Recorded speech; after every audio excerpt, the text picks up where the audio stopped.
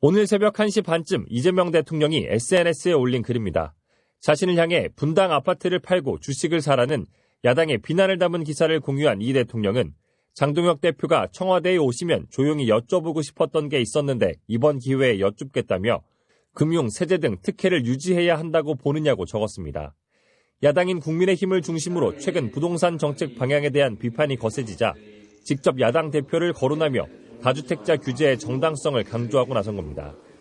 이 대통령은 그러면서 국민의힘은 소수의 투자, 투기용 다주택 보유를 바람직하다고 생각하는 거냐며 설마 그 정도로 상식이 없지는 않을 것이라고 비판했습니다.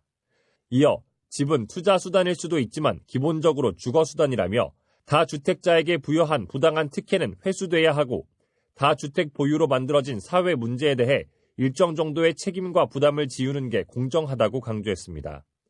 다주택자들이 집을 매도하면 임대가 줄어 무주택자의 부담이 커질 수 있다는 지적에 대해서는 그만큼 임대 수요가 줄어들 테니 이 같은 주장은 무리라면서 주택 임대는 가급적 공공에서 맡는 것이 바람직할 것이라고 덧붙였습니다. 이런 가운데 서울 집과 어머니가 살고 있는 지방주택을 포함해 모두 6채의 주택을 소유하고 있는 장동혁 대표는 명절이라 95세 노모가 살고 계신 시골 집에 왔는데 대통령의 SNS 글 때문에 노모의 걱정이 크다면서 어머니가 이 집을 없애려면 내가 얼른 죽어야지라고 하신다며 이 대통령의 비판을 에둘러 반박했습니다. MBC 뉴스 정상빈입니다. 향후 중동 정세를 가를 미국과 이란의 핵 협상이 이틀 앞으로 다가왔습니다. 미국이 군사적 위협을 병행하며 이란을 대화 장소로 끌어내긴 했지만 쉽지 않은 협상이 될 전망입니다. 뉴욕에서 손병상 특파원입니다. 도널드 트럼프 미국 대통령이 이란에 대해 합의하지 않으면 충격적인 상황이 벌어질 것이라고 압박한 가운데 오는 17일 스위스 제네바에서 미국과 이란이 핵 협상에 나섭니다. 일단 이란이 양보 가능성을 내비쳤습니다. 이란 외무부 차관이 영국 BBC와의 인터뷰에서 비축 중인 60% 농축 우라늄을 희석할 수 있다고 한 겁니다. 이는 농축 우라늄 순도를 무기급인 90%로 끌어올리지 않겠다. 즉 핵무기 제조 능력을 낮추겠다는 뜻입니다. 다만 미국이 이란 측 제안을 받아들일지는 의문입니다.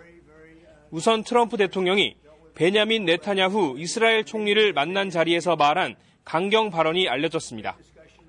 2달여 전 트럼프 대통령은 이란과의 협상이 결렬될 경우 이스라엘의 이란 공격을 지지한다는 뜻을 밝혔다고 미국 CBS가 공개한 겁니다. 이어 미 군과 정보 당국에서 이스라엘 항공기에 대한 공중급유 지원 등의 논의가 시작됐다고 외신은 보도했습니다. 트럼프 대통령은 항공모함 추가 파견을 놓고 협상 결렬에 대비해 필요하다고 말하기도 했습니다.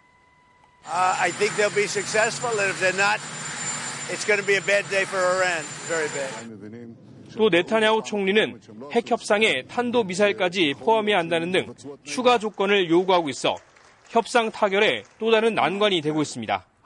뉴욕에서 MBC 뉴스 손병산입니다. 설 전날인 오늘 동해안을 중심으로 비나 눈이 오겠습니다.